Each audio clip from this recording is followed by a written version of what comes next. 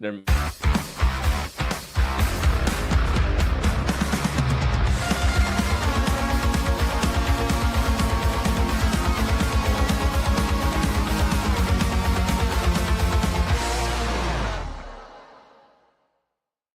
Welcome into a live edition of the KC Laboratory presented by Emprise Bank, member FDIC, our tremendous partners in Possible here at KC Sports Network. It's a Wednesday. It's a Matter Day. Very excited to be here. Matt Swanson here with Matt Hamilton and Maddie Lane. And Maddie Lane, I barely recognized you. It looks like you have gotten rid of the mustache. That you had to wear as part of raising money for the All Juice Draft Workshop that we did with Therese. By the way, thank you everyone for the $15,000+ in donations. That was absolutely incredible. But those are the best. You are the best. Maddie Lane, your facial hair is not the best right now. I don't know if I like this. Well, I mean, I don't like this either. I would have much preferred to keep the mustache versus going to this look. I think the mustache was working. Unfortunately, the boss did not think so. So the mustache is in fact gone in favor of this. Well, my stubble slowly returns itself to where it was, but that's okay. Anytime that you guys want to help us and the Therese Family Foundation, I will happily shave myself into a mustache and face the backlash and any other shenanigans that we may or may not get into under those situations. Hamilton, I also have to apologize to you. We did not get to keep the animal suits and wear them for this show. I know I was looking forward to it all week. It was to see you guys show up here in costume. That's the only reason I'm still here. I have a beekeeper suit that I could go put on if that helps. It's not a penguin. It's not bad. Okay. Not bad. I'll take it. It's a decent consolation prize. All right, Tucker, I need a 7-minute break so I can find it and don this thing. Hamilton, did you see my 3-cone? I did not. Oh, okay. We'll send it later. Calling it a 3-cone is generous. Kent ran an L-shaped drill, and he ran it faster and more agile than I think anybody expected. I have to see this then. We'll send it to you later. Maddie tried to tell me.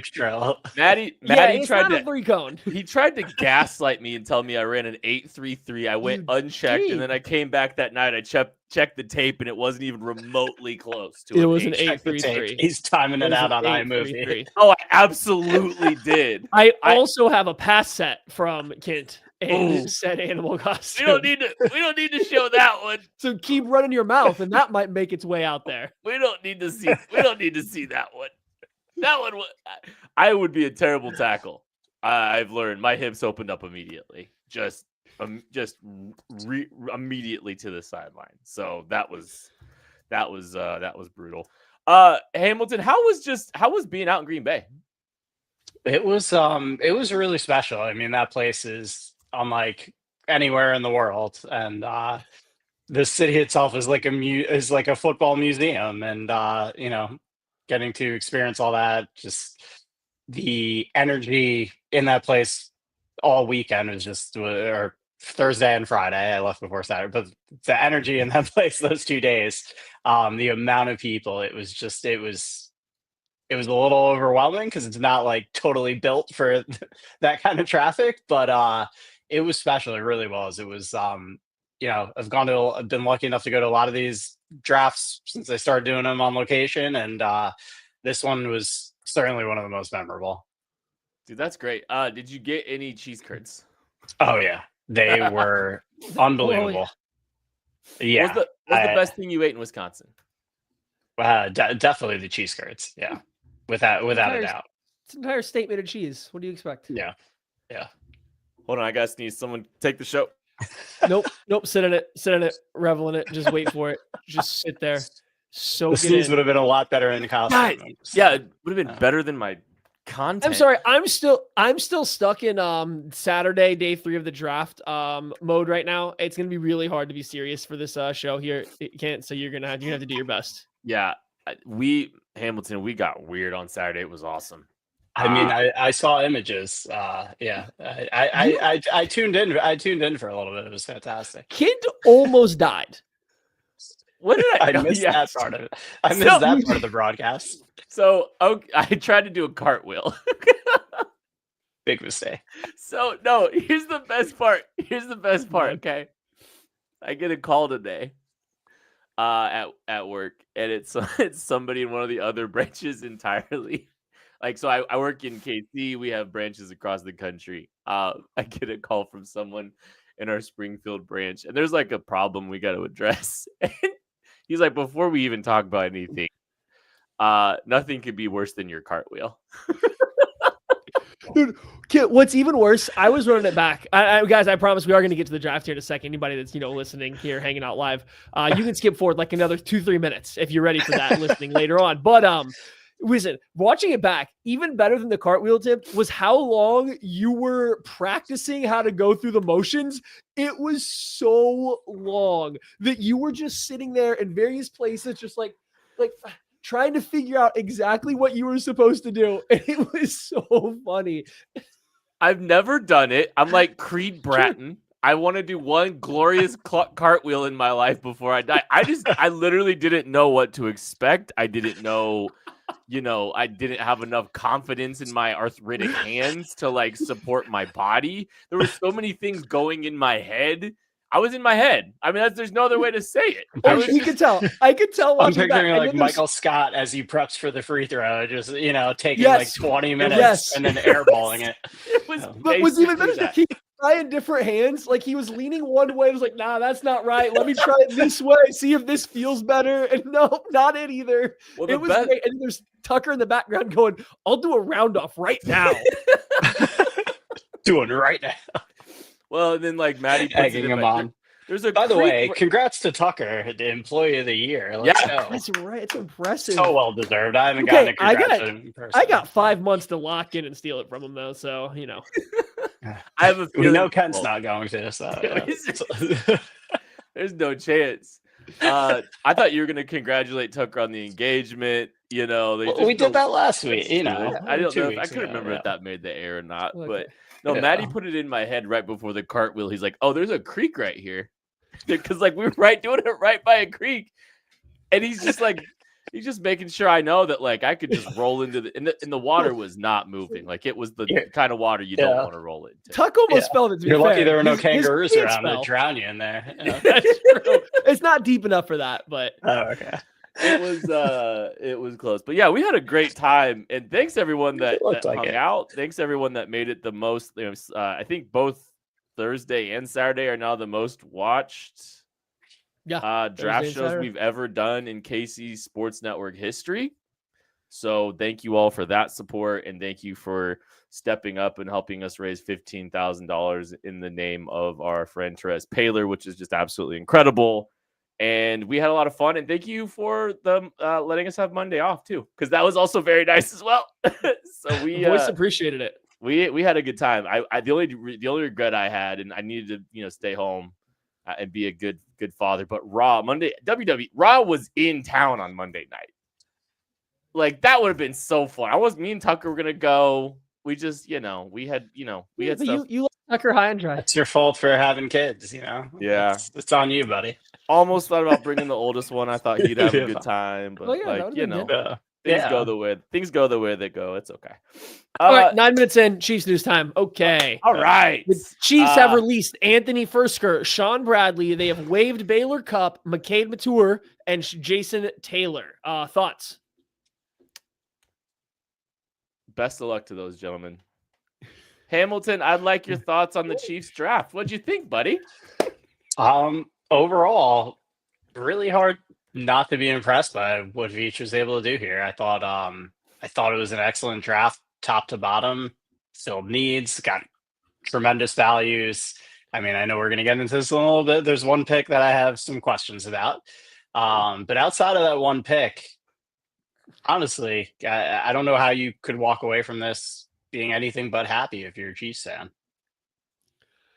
Yeah, I think like when we look at it from the top down and just look at the positions or what the Chiefs draft strategy was, it was generally right on point with what almost every single fan wanted going into it, right? Like maybe some people weren't as gung-ho about getting an offensive tackle, but I think once you look at the talent of a Josh Simmons falling there, that makes sense. And then you go offensive tackle, then you jump right over and double down on the trenches. As you go through the draft, you get 2 offensive, weapon skilled players with a wide receiver and a running back.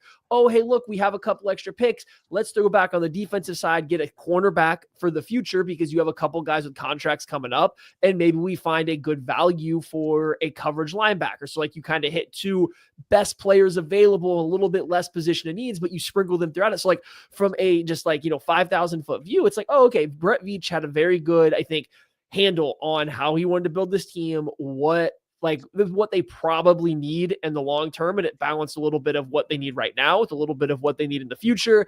And they hit the high valued positions earlier in the draft, the positions that were a little bit deeper, they waited. So yeah, I think overall they did a very good job navigating this draft, navigating the board and the team that they were kind of going into it with to put themselves in as good of position as they can going into 2025 season to be better than what they were last year without making any significant overhauls to the roster.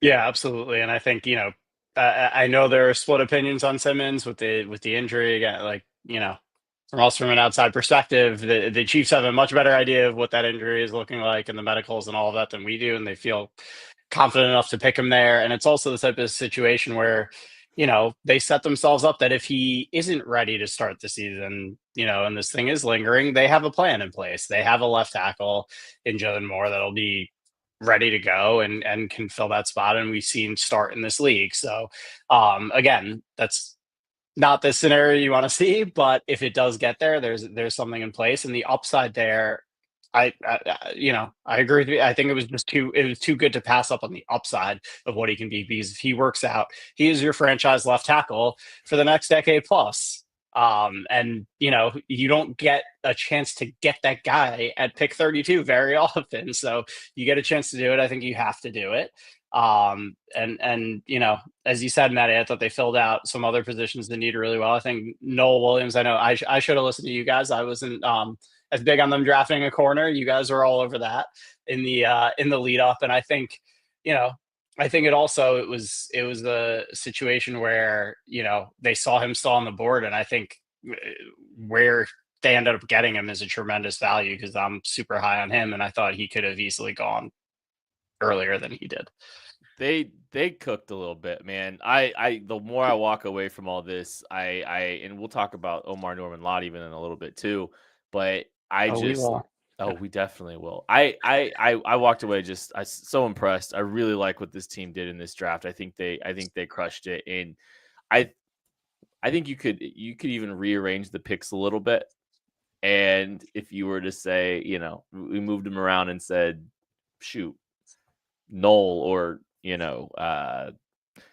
Jalen Royals was pick 63 or 66, and you move Ashton Gelati up to 63. You just reshuffle the order a little bit even more, and I think people feel even better about it. I think there's just one spot, and I'll make an argument for it in a little bit here. But you talked a little bit about prioritizing positions of need. You talked about just addressing some of those the high value positions as well. I am not telling you right now that the Kansas City Chiefs are ready to roll a football team out in 2026.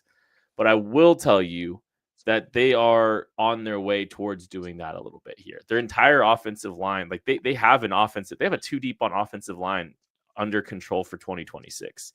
Worthy, Royals, Rashee Rice at the receiver spot. Tight end, we'll see, right? But then you've got, Karlaftis, Felix, Gelati, Dana, Norman-Lott, Chris Jones up front. You've got Bossa, Bolton, Tranquil at linebacker, there. You've got Fulton, McDuffie, Noel Williams at corner. Hicks, Connor, I'm not saying they're ready to roll out, but I'm saying they're about specialists. They're on their way. I don't. You were reading the whole depth chart. I decided to know you wanted to round it out. Just nailing the important position. I told you Saturday, day 3 draft mode.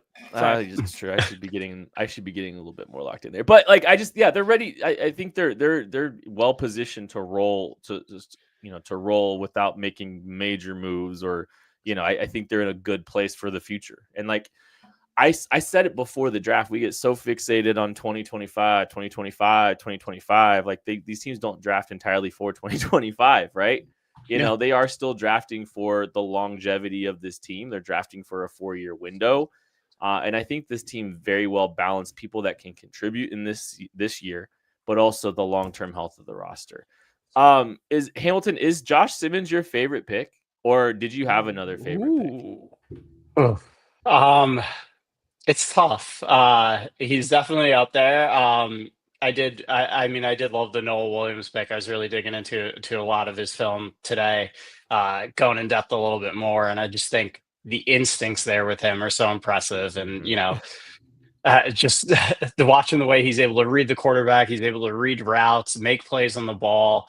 A lot of the you look at this. Oh, he had 7 interceptions. He's like a lot of those interceptions kind of fell in his lap, but it's because he was in the right place at the right time. And, he diagnosed what was going on and he got to the spot and, the quarterback threw it right to him. But I think the most impressive play I saw was the one where the receiver's kind of grabbing him because he's in place for another interception. So he can't get both hands on the ball and he tries to tip it to the safety for a pick. Like that was just a, 1,000 IQ play there.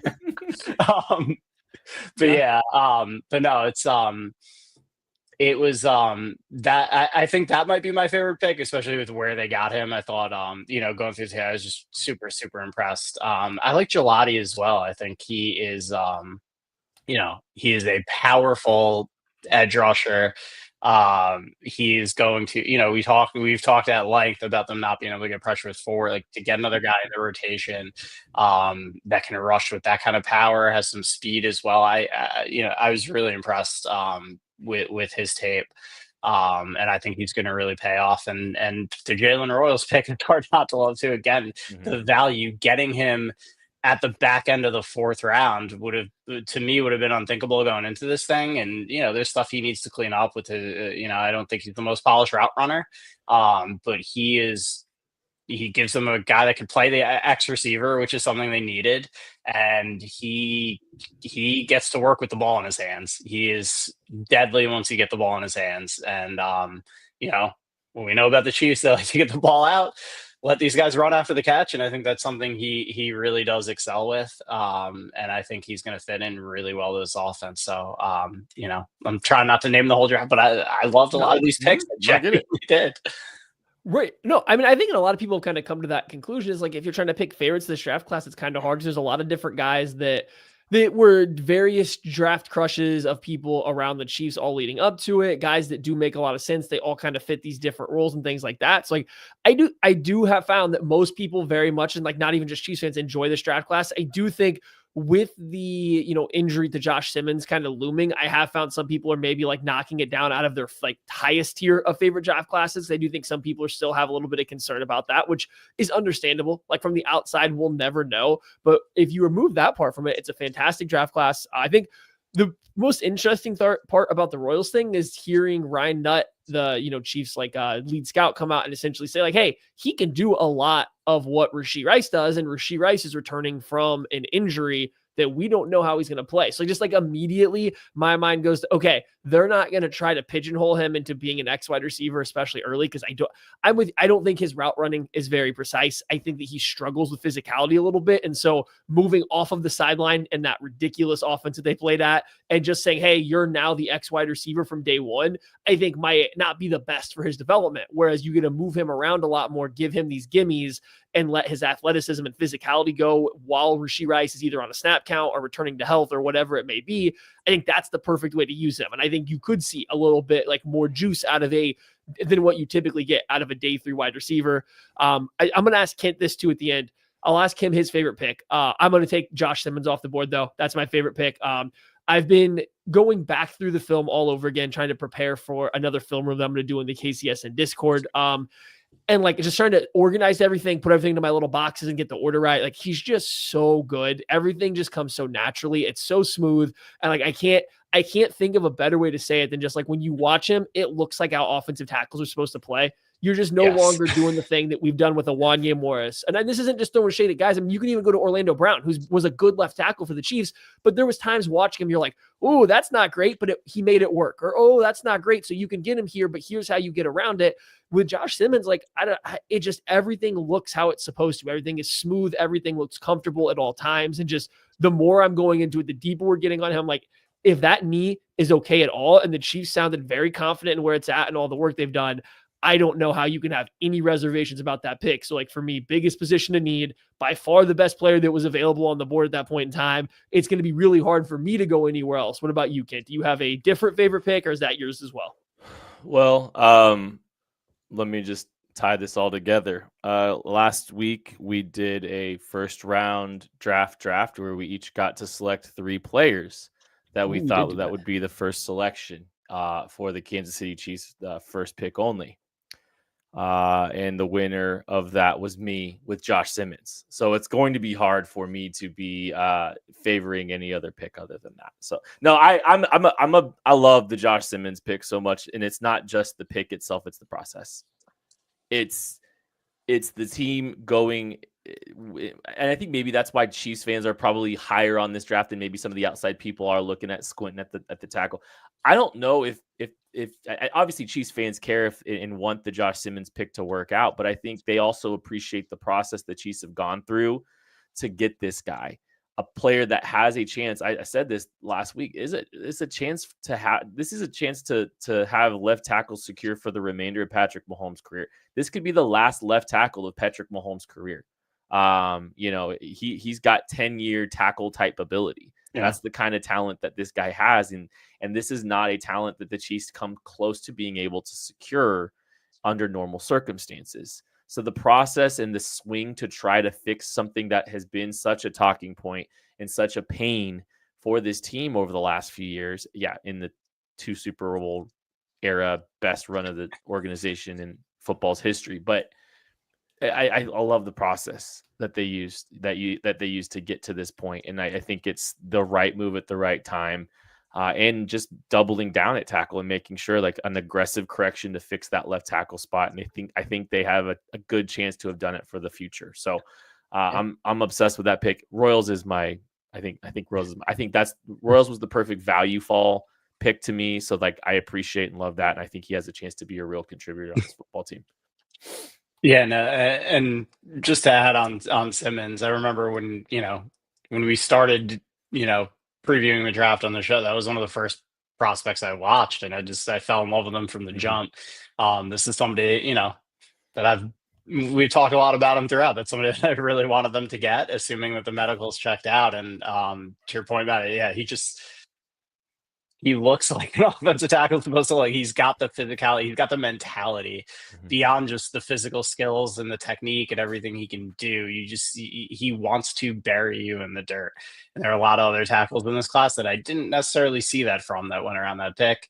And again, if that knee checks, I have zero doubts he's going to be a good, solid left tackle in this league. At a minimum, if he's healthy. Well, and you heard the Chiefs say, you heard Simmons say the Chiefs did the most work on him. Like, they were the team that was the most involved with him. And so, like, it checks out. They did a lot of due diligence on this kid. They medicals, all that character, all that stuff. They did a lot of work on that. And so, like, that's at least notating. Like, this team was very much on Josh Simmons in this opportunity to draft him. No, for sure. And I think Andy Reid specifically calling back to, like, Brandon Graham, Corral Buckhalter, guys that had a similar injuries while he was coaching the team with the Eagles was big, because then they at least, like, say, hey, they have this staff. And I'm not saying that Rick Buckhalter was all the way back there, but, like, Andy has had times where this has been something they've had to deal with. So just having that in the back pocket is good. But I wanted to circle back to something you said earlier, Kent. You mentioned the draft that we did on this show, which was you won that one on this little miniature draft. Now we got to go to the true draft of the KCSN draft guide, where you did not have Josh Simmons. Young Zach Eisen Yes, had Josh Simmons. So he gets on the board with 1 point. Zach Hicks gets on the board with 1 point with Omarr Norman-Lott. You get on the board with 1 point with Noah Williams. And then here I come all the way from behind, getting on the board with Essa Pohl, undrafted free agent offensive tackle out of Washington State. A 4-way tie this year in the official KCSN draft. This is crazy. Maddie's making up rules again. 3-way tie. We're going to take a break. We'll be back right after this. I have it on video. Looking for tickets for your next event? Tickets for Less is your #1 source. Save big on every purchase when you use promo code KCSN at ticketsforless.com. Success in real estate takes more than vision. It takes the right financial partner. When someone takes something rundown and turns it into something great, that's called a comeback story, like Brain Group. They take distressed properties here in KC, completely rework them, and then turn them into valuable real estate. But that kind of work needs the right bank behind it. Enter Emprise Bank. They're not about cookie-cutter loans. They saw Brain Group's vision, backed them, and now they're making big moves in Kansas City real estate. Talk about your partner in possible. Emprise doesn't do one-size-fits-all financing. They invest in potential and back growth. Visit emprisebank.com/KC to learn more. Emprise Bank, member FDIC, equal housing lender. Are you ready to win some real cash during the basketball playoffs? Well, check out Pick 6 from DraftKings. When it comes to basketball payouts, DraftKings Pick 6 posterizes the competition, and yeah, that includes Prize Picks. Hit all of your picks and score higher minimum payouts on Pick 6, plus even more cash if you outscore the competition. Pick 6 is available in most states, including Missouri, California, Texas, Georgia, and more. New players get 50 in Pick 6 credits instantly on just a $5 entry. Here's what you got to do. Download the DraftKings Pick 6 app now and use code KCSN. That's code KCSN for new customers to play $5. Get $50 in Pick 6 credits. Better payouts, bigger wins, only with Pick 6 from DraftKings. The crown is yours. Gambling problem? Call 1-800-GAMBLER. Help is available for problem gambling. Call 888-789-7777 or visit ccpg.org in Connecticut. Must be 18 plus. Age and eligibility restrictions vary by jurisdiction. Pick 6 not available everywhere, including New York and Ontario. Void where prohibited. 1 per new customer. Bonus awarded as non-withdrawable Pick 6 credits that expire in 14 days. Limited time offers. See terms at pick6.draftkings.com/promos. There were so many picks in this draft that we were all excited to see value fall. That was a word that kept popping up for this team, is seeing the value fall to the Chiefs. And you saw it happening. You saw it happening at 133 with Royals. And you saw it happening in the 5th round with Jeffrey Bossa as well. And Ryan Nutt was talking a little bit about, value falling and just having to take the value that was there. But also that the answer to that was built around a question around the running back room and the running back position. A lot of people wanted the Chiefs to spend earlier capital. And we've had a conversation too, earlier capital on the running back room, trying to get somebody that can take a more significant role. It's not necessarily just a committee approach, someone that's going to do a little bit more heavy lifting in the running back room. And that was a conversation that, I think it happened a lot, especially looking at how good of football players were in this running back class.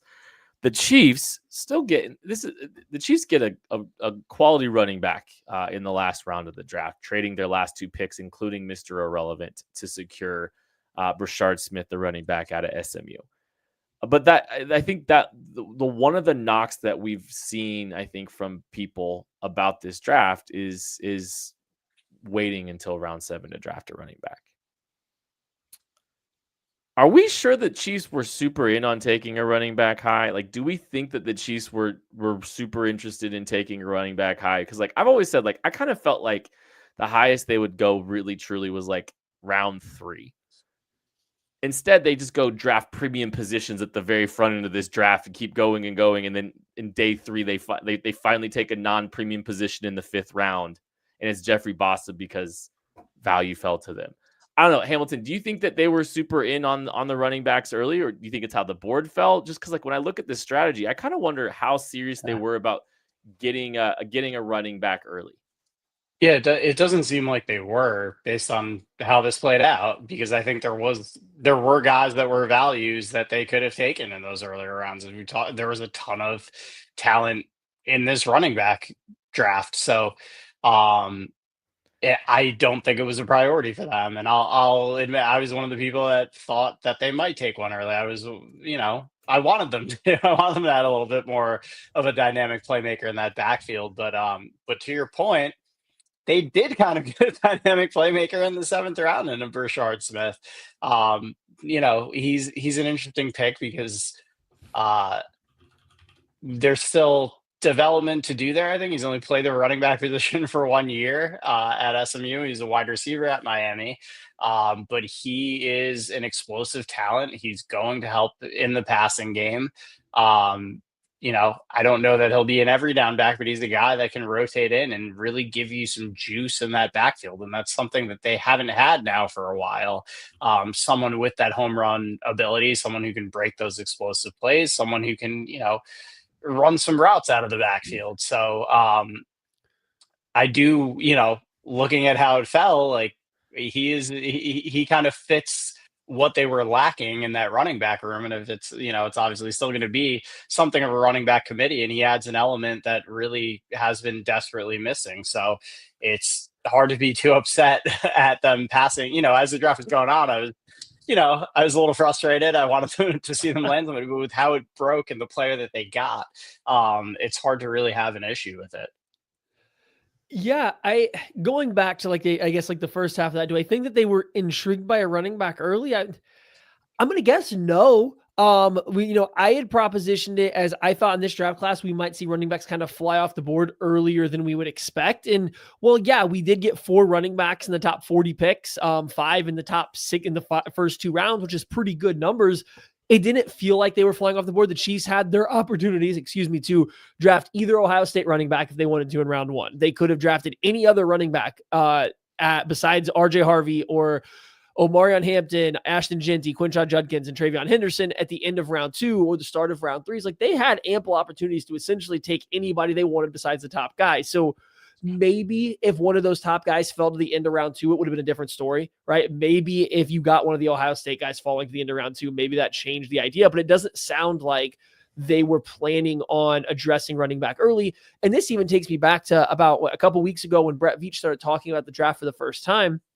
He once again mentioned deeper running back class, talking a bit like he did kind of with after the Isaiah Pacheco pick, like, hey, there's going to be 1,000-yard rushers available in round 7. There's so much depth here. You're going to get to the end of the draft and you're like, wow, there's so many of these productive college players here that can do something in the NFL. And just from that moment on, I started to doubt in the back of my mind a little bit of where they really wanted to go with it. If they thought that they could just do the Isaiah Pacheco thing, which is an objectively good pick, I just didn't know if I didn't want to accept that would be the route because I don't think that moves the needle. That doesn't change particularly anything. You're still going to constantly be looking for your starting running back if you're doing that. And so they go to the end of round 7. They get fantastic value with Brashard Smith. No complaints in the pick whatsoever. I think he has a pretty clear path to finding a role for this team early. He's by far their best receiver out of their backfield. Like, it's not even close. He's by far their most dynamic player without knowing the health and or just how what kind of athleticism Elijah Mitchell kept. Brashard Smith's clearly their most dynamic player in the running back room. It's like there's a clear pathway to getting on the field, to making an impact. It's just, even at his highest level, like the highest ceiling for him, it is kind of hard. You have to squint really hard and turn upside down and maybe do a couple cartwheels to see the path for him being, I think, like a true running back 1. And like, that's just not what the Chiefs wanted. And I'm okay with that. It's just, I thought they were going to be angling more for that. I wonder how much they felt they needed that because of the way, the last 2 years, they've won a lot of football games without some dynamic running back. And is the running game really going to tip the scales on how you defend Patrick Mahomes? That's one of the questions I've had too.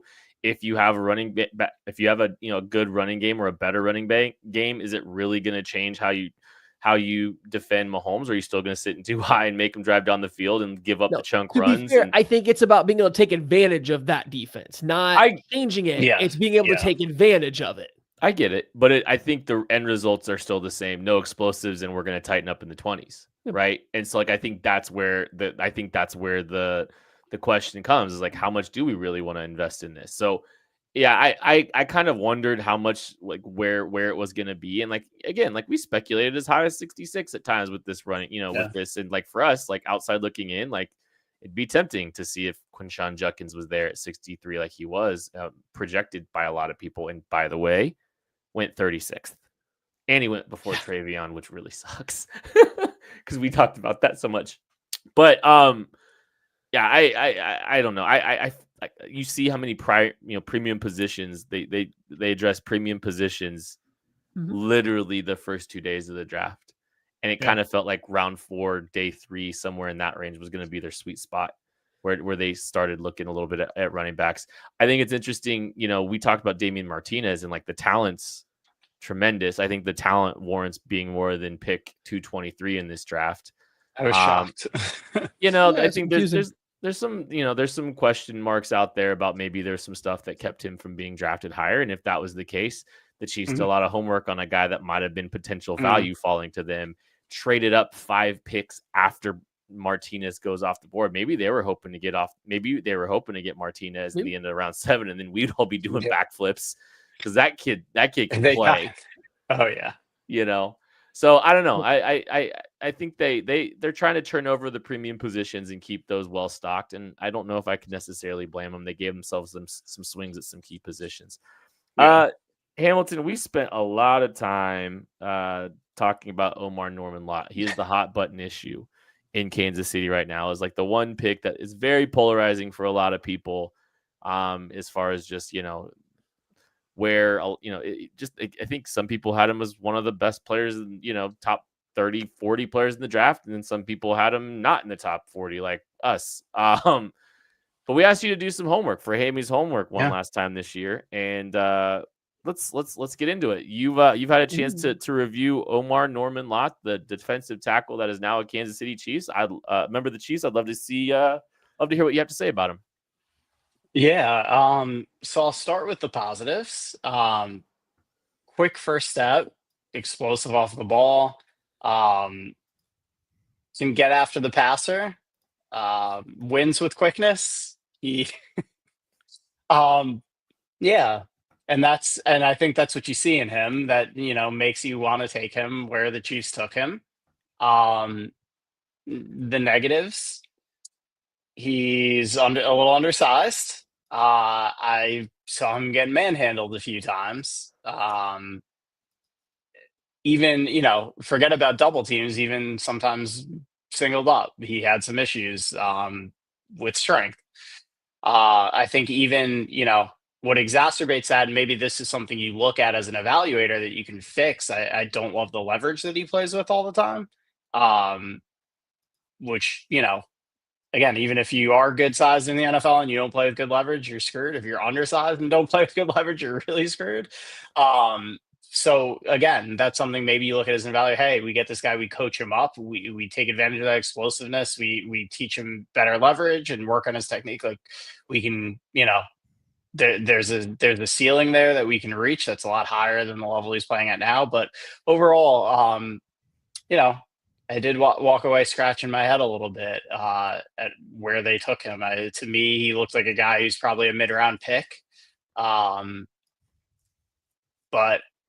and can give you value on coming on third downs and get after the passer and really give you some juice there from the interior. But overall, he's not somebody I looked at. I would have put a second-round grade on.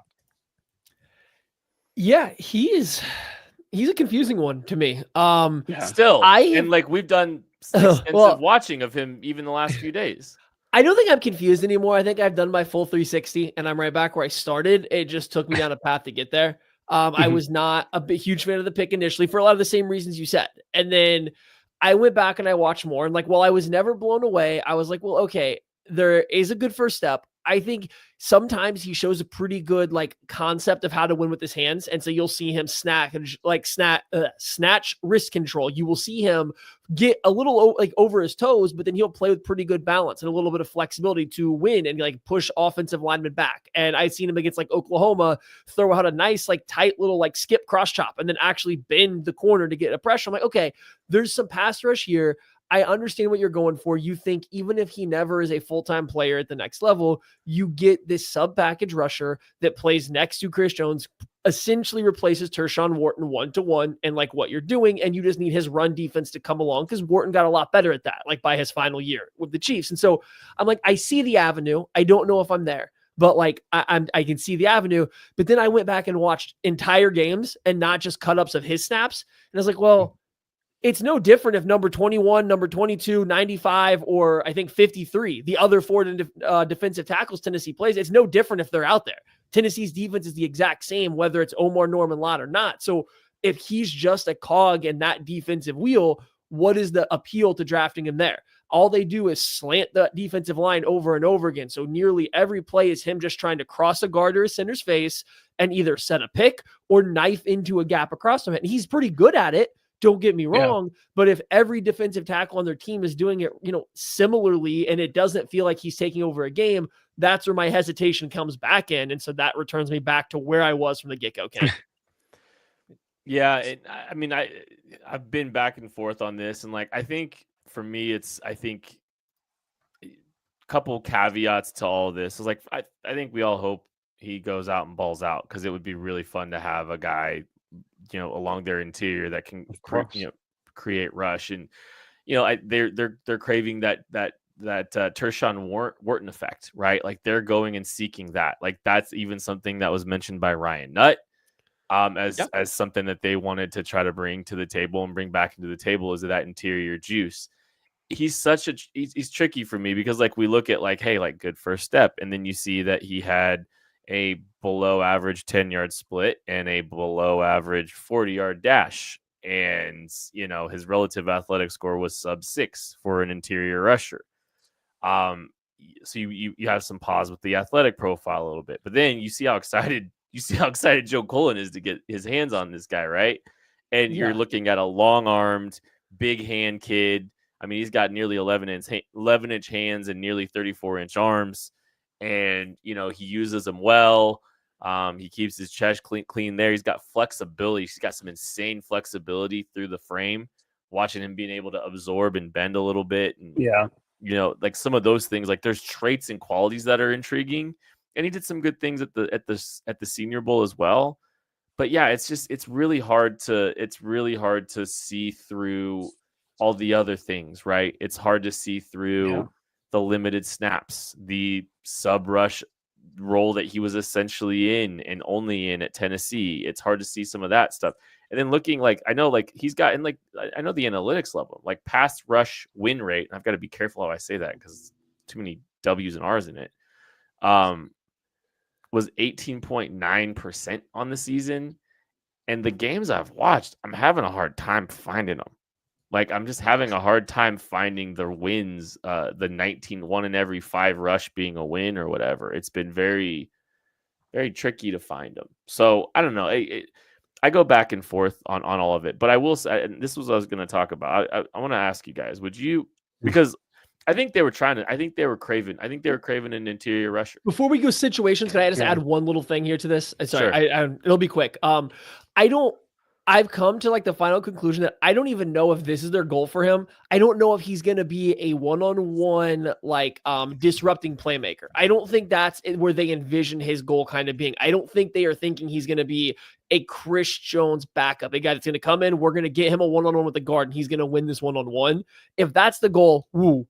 But if it's just for him to be just a legitimate disruptor, a guy to go in and cause chaos because he is constantly changing gaps, he is constantly crossing face, which does impact. Like if you're a guard and all of a sudden you think you're blocking your B gap and this guy's knifing to his A gap and he's a little bit quicker than you getting there, it does throw things off. So like if he is just a legitimate wild card and a piece of chaos adding to the mix, and you're going to throw stunts, games, and Spags blitzes all around that, I see the avenue for how that can be the case. It can be a legitimate disruptive like force that multiplies how good everybody else is. I just don't see the one-on-one in isolation aspect as much. And I think that's what he's getting billed as, thanks to the pass rush win rate, which again, when you go back and watch them, it's so much slants and stunts and fake drops into coverage, but then going forward, it's like, okay, I guess he's winning, but like this doesn't translate. So I think that's kind of the avenue that I see him winning with. Yeah, and that's a great point. Like that's really where he shines is the stunts in games and that ability to bend and that where he can really use all those skills. It's not as much winning one on one. So yeah, that's a great point. Maybe that's how they envision his role. It seems like they craved that interior rusher. It seems like, and they were starting to get a run on him a little bit, and I think they were making sure to secure For sure. that guy, that specific type of player. And like we've talked a little bit about it, like, maybe a Darius Alexander's, another guy that fits that mold. Maybe a CJ West is another guy that fits that mold. And, I think we probably preferred those on our side here over in Omarr Norman-Lott, but the Chiefs didn't. I will ask you guys this question because Shamar Turner went one pick before Omarr Norman-Lott did to the Bears. Do you think the Chiefs would have taken Shamar Turner over Omarr Norman-Lott if they had the chance? You're muted. This is perfect. I was pulling up the draft order because, yes, I do think we talked about it before. I think Shamar Turner was an intriguing guy for them to be interested in because Joe Cullen went down to that pro day, and it could have been for Nick Scoren, it could have been for Shamar Stewart, it could have been for anybody. But I do wonder if Shamar Turner wasn't somebody on their short list. And if you look at the things they like, long-armed, athletic upside, potential, Shamar Turner checks all these boxes just as well as Omarr Norman-Lott. And I just think that he's younger, but two, he has a little bit more one-on-one juice. So he would have made sense. I also am not entirely sure. I like the pick of Ashton Gelati. I think that's really good. I'm not entirely sure the Chiefs wouldn't have been in on Mike Green had he fallen a couple more picks either. I don't know. But it's just, at least the Ravens were, if maybe the Chiefs were another team that were okay with the off-field stuff. So like that could have been two guys that they had higher that went, at 59 and 62 right before they picked when they were clearly focused on pass rushers and defensive linemen. So it's just, I do think that a small run on D tackles in particular, but also I wanted to add Mike Green to that as a guy that could have potentially been on the target list. And it kind of sent them not scrambling, but like picking from the bottom of a tier list. Yeah, I would hope they would have taken Shamar Turner if he was there, if both guys were available to them. I certainly, that would have been my preference. But yeah, I agree. I think, yeah, maybe just the run on D tackles made them take Omar a little bit ahead of maybe where they would have, because they knew they needed. I mean, we talked about it throughout too, how much they needed to bolster the interior defensive line and add depth there and all of that. So, yeah, I'm still surprised at the pick. I absolutely would have gone Shamar if he was there to answer that question. TJ Sanders. I mean, I look at the Bills, and they traded all the way up to 41 for TJ Sanders, and so I kind of just did like, if the Chiefs were to try to do something similar, just how the draft could look for them. Simmons, TJ Sanders, then in a massive trade up, and then you're having to, you're not getting much back on the other side of that. It's not they don't have the draft capital to make it a great even split, right? So you're getting a 5th round pick back essentially. So the draft looks like Josh Simmons, TJ Sanders, Savion Jones, the edge out of LSU, probably still get Royals, and then you're taking Zoff Frazier as your cornerback in round 5. Like, I think I wouldn't make that trade off. I like the way the board sat for the Chiefs. I'd rather pick the players that the Chiefs got than that 5 personally. Because Agreed. I think you got more impact at corner, you've got more upside at the edge rusher. You still probably are getting Royals. I feel better about how that board falls for the Chiefs, just the way they approached it. Small trade up for Turner, maybe. That's where I get a little bit. Yeah. No, I'm just like, I'm not upset with the value of the Omarr Norman-Lott pick, because I like looking through it, you do see pass rushing interior defensive linemen started to come off the board. And while I would have gone to Darius Alexander from Toledo over him, I just think he's a little bit better player.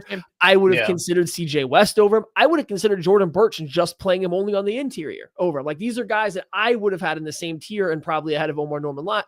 Clearly the Chiefs didn't think so. And just the way things played out, I really do think that they felt that he was the final guy of a tier. We will never know if they wanted Turner or a TJ Sanders to fall, or if they would have been interested in a Mike Green. We don't know. It's just the way they acted was very clearly like they were at the end of a run and they didn't want to get left in the dust. And so they make their pick. And so like, I'm not going to harp on the value, especially now. I just do wonder like what the ultimate end goal, what is it about him that separated him from the rest, I think is like what I'm just intrigued to see. And I guess we'll see how it plays out. Because I like the rest of the draft. This is the one pick I think kind of what a lot of people too is the one pick that gives you just a little bit of pause, like hesitation. Like, I don't know if I get that one as much, but I guess maybe you just give them the benefit of the doubt.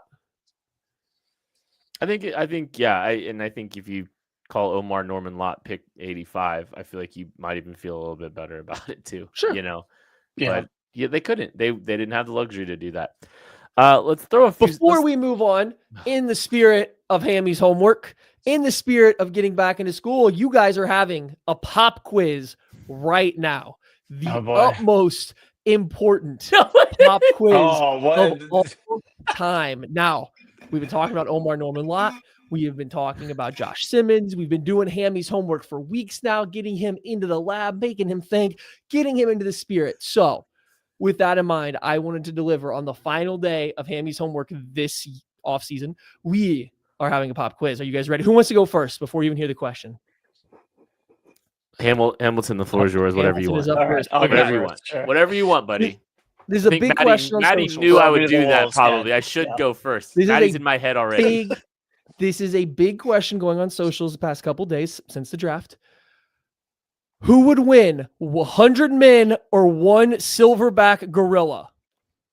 Oh, it's absolutely the silverback gorilla. For 100 men. He would. I think he would use the first couple as a weapon. To take out some of the others. Some of the others. The bite force of those gorillas. It's not just the arm swinging, the punching. The bite force is unbelievable. They can also run. I learned the other day 20 to 25 miles per hour. Pretty fast. So they got some real speed there. I just. People can I also think the fear starts playing a factor in there too. Like once you see the first couple of guys just get completely annihilated, I think it it changes the game plan for the other 97 or 98. So I'm taking the gorilla. Okay. What are the stakes for the 100 other than like? You're gonna get into psychology, right? Okay, that's fine. That's fair. I think you can do that, especially because Hamilton used that men would be scared. Let's say these 100 men know they're fighting for the stake of humanity, and whether if they lose the fight or if they run away, they die anyway. Okay, so like they have to fight. They can't just run away and be scared. This is like literally their life is on the line no matter what. They have to fight. And then also just wanted to say this too. Do you think the gorilla would be afraid of 100 people coming at it at once? It's a good point. The fear could set in there for the gorilla. The psychology starts playing both sides. Yeah, that's true. Yeah, if they're like the Unsullied from Game of Thrones and they can't feel pain or fear, that definitely gives the 100 men an advantage. Some stats. I think gorillas. They've seen King Kong, and they think that gorillas are the size of King Kong. No, the gorillas are under 5 feet. They're short. They're shorter than King. Okay, now they might be like 400 pounds. But they're not, they're not massive. They're not giants. I mean, I know, of course they are.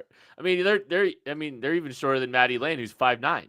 Just wanted to say that. So, I think if you have some stakes involved like that, like I think you're probably overestimating or underestimating the intelligence of the humans to come up with a game plan that helps neutralize the silverback gorilla quicker. You have to be coordinated and you have to be willing to sacrifice. You have to be willing to sacrifice yourselves because you're going to lose some good men out there. If you need that Bruce Willis on the asteroid, exactly. But what are we doing? It's only been 20 years, man. Oh yeah, it's only been 25 years or whatever. Yeah. I feel like so ask this out there. Gorillas are like the football players of the sports world. Okay, everything's anaerobic. It's short bursts. That gorilla might get tired. Like picking up a human and swinging it. That is true. Sure, they might be able to drop a couple people, but how tired are they going to be after that? And not to get too graphic, but if you've got one guy willing to shove his arm down the throat of the gorilla, you could start choking him. That is in fact true. If you have one guy willing to do that, you could possibly That start is one way to choking him. go. For the human race. Like, that's where your mind went. Yeah. Well, maybe if you just like, maybe one guy is willing to be like, you know what? Here's the deal, guys. I will sacrifice my arm, but I'm sitting the rest of it out. And he's the guy that just goes down and just tries to choke the gorilla with his own arm, but then he gets to walk away after it and just basically go home to his family with one arm. Because I feel like that goes a long way in helping kind of try to, neutralize him from there on out.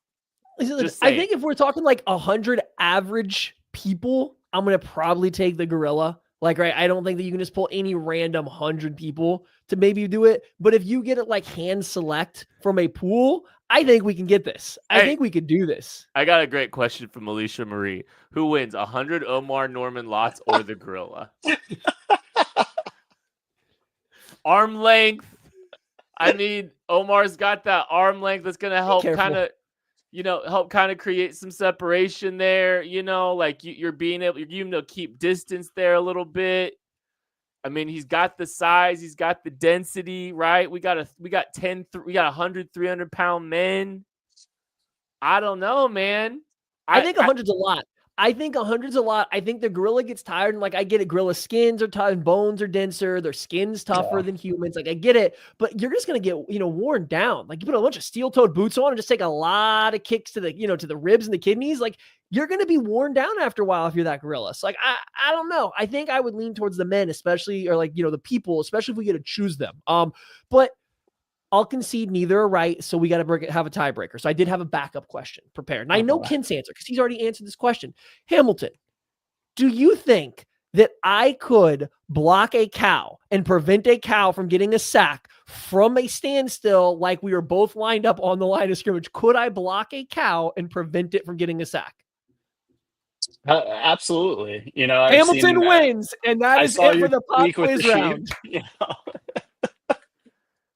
That solid technique, and that cow, without being able to get the momentum going, I think you're at an advantage. That's what everybody doesn't understand is there's momentum here. I'm getting off the ball faster than that cow is, and I'm coming with leverage. And all I have to do is steer that cow around.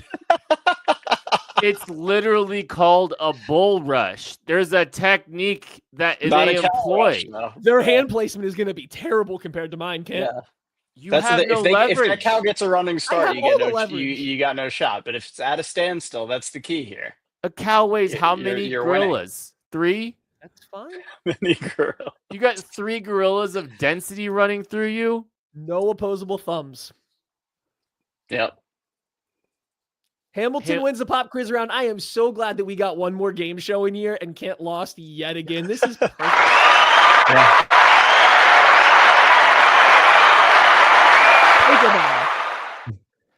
Well, that is it for Matter Days for a little bit.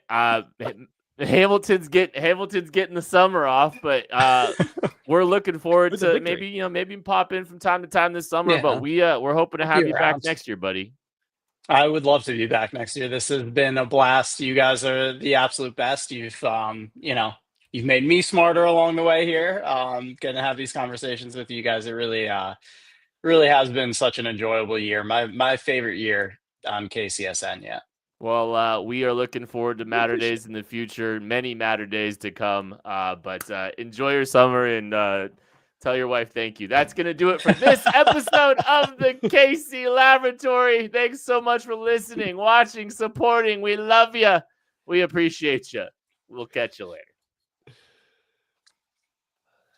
Good win, Hamilton. Good win. 100 Dexter.